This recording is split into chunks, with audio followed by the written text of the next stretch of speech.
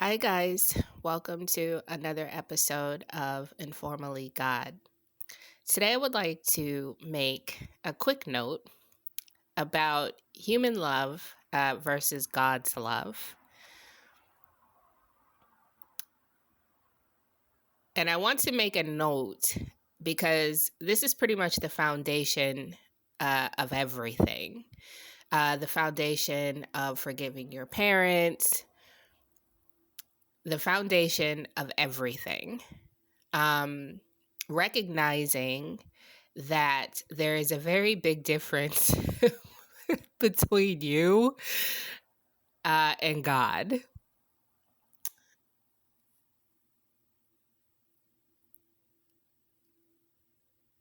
Now, you'll go around, if you go around, you'll hear a lot of people say things like, I have love, I love my children, I love my family, I love.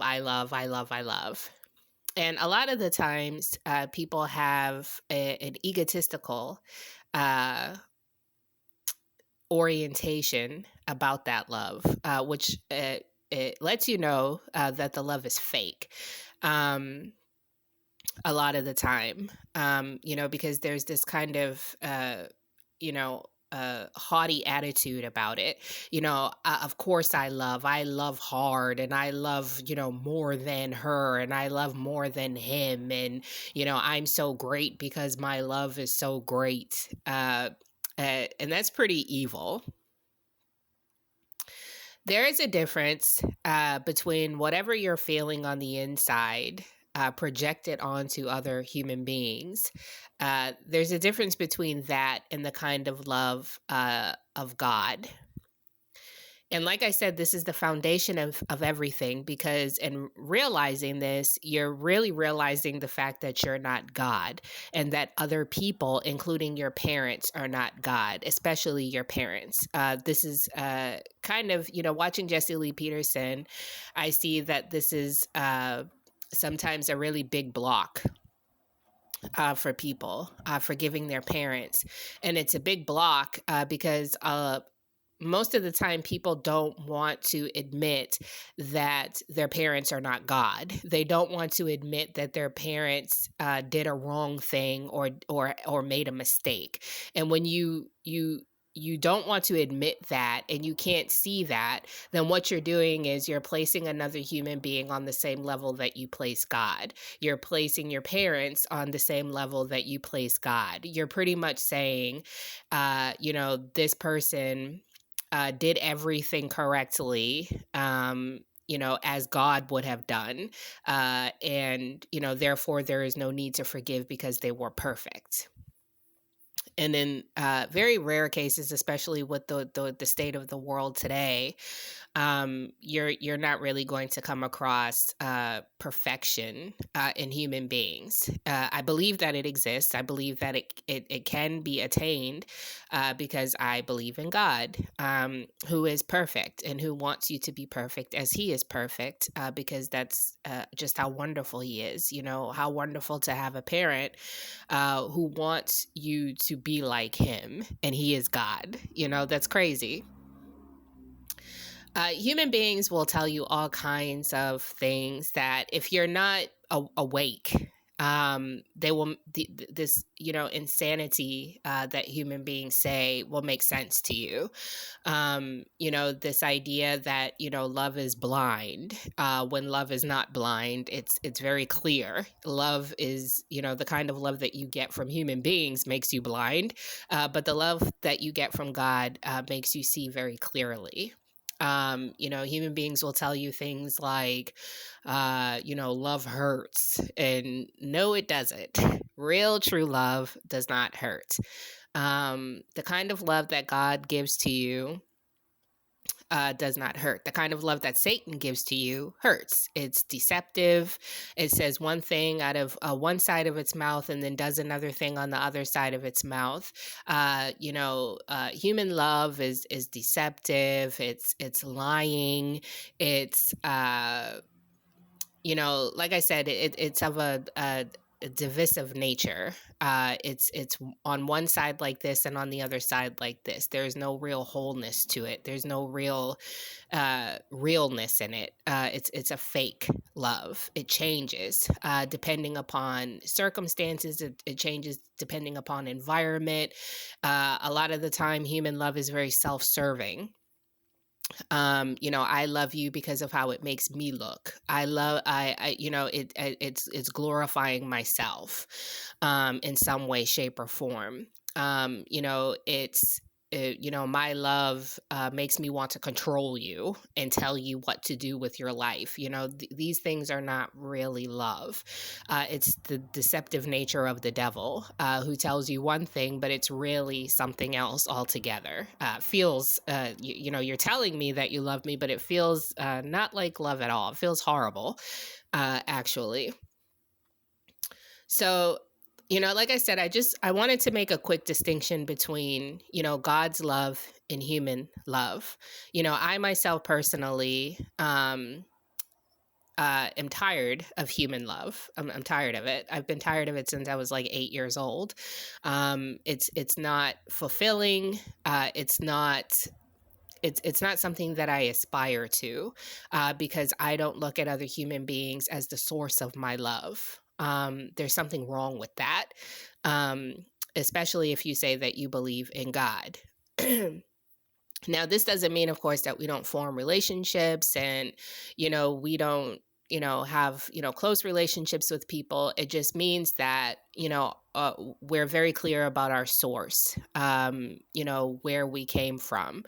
And, in a fleshly kind of way, I come from human beings, I come from parents, but the spirit precedes the flesh. There is something before the flesh.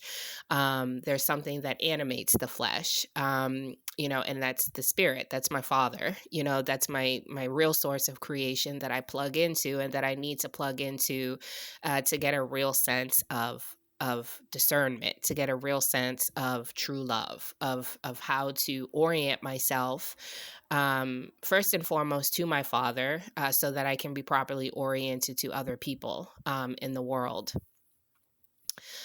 So human love versus God's love. When you come into God and you begin your journey with God, you're contending, with his love. You're dying away from the lies of the world. You're dying away from this idea of human love. This idea of, all these lies that, the world has told you about how love functions. And it just seems very wrong with the kind of love that people give you.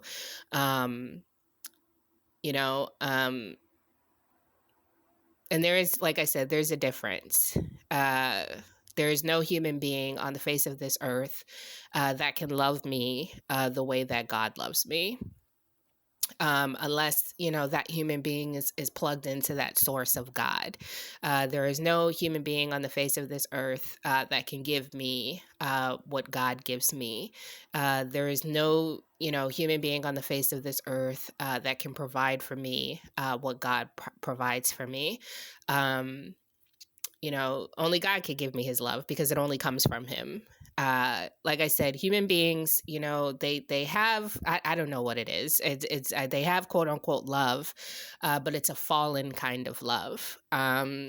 It's, a love that makes mistakes. It's a love, that hurts you.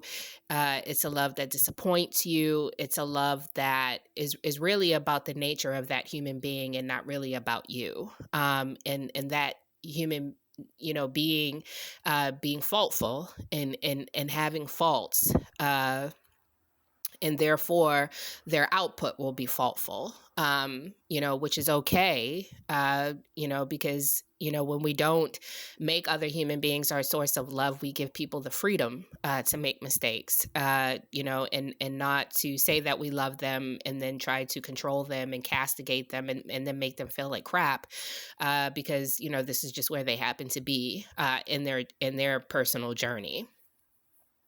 When you make human beings the source of everything, you are, you're playing that game, with the devil. You're essentially saying, that human beings are your God, and you're playing that identity game. Human beings at the end of the day, despite their role, whether it be a mother, a father, a sister, a brother, it's just another form of identity that the devil can use to deceive you, because everybody is equalized. Everybody is on the same playing field at the end of the day, and our Father is the same.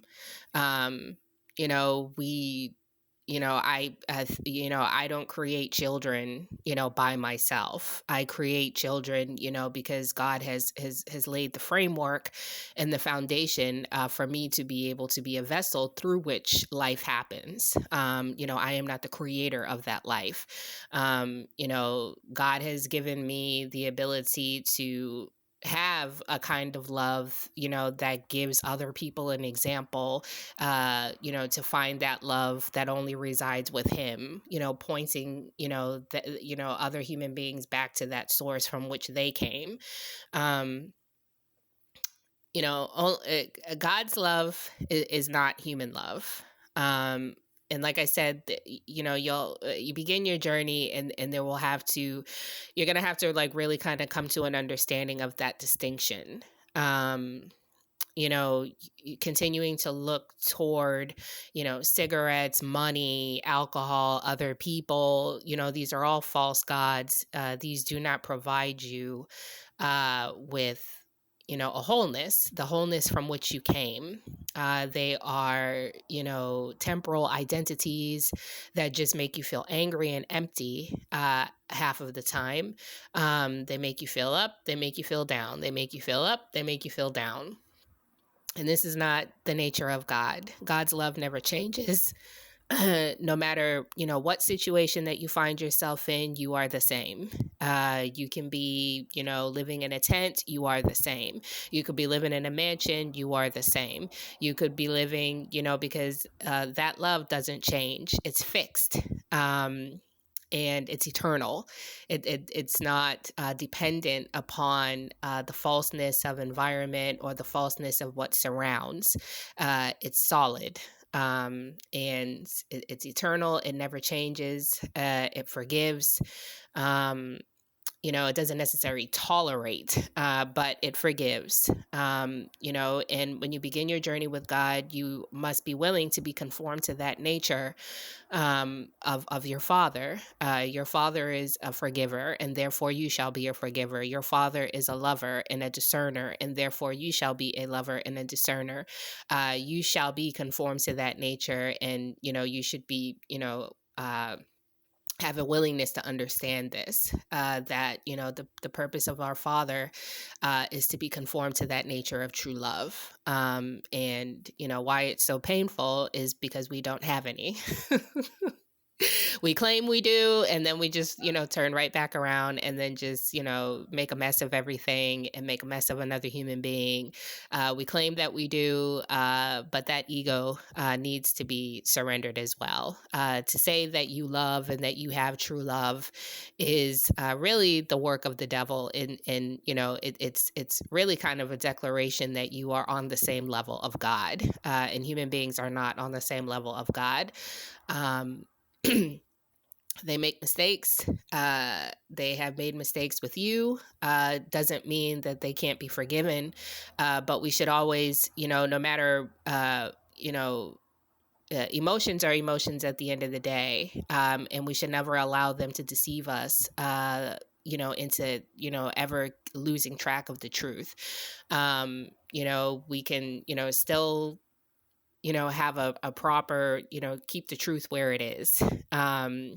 And move on from there, but never lose track of it, lest the very big danger of trying to make a wrong a right, and looking at the wrongs that people do and then trying to justify that into a right thing, because we will totally lose God in doing that. And on that note, I will talk to you guys in another episode of Informally God soon.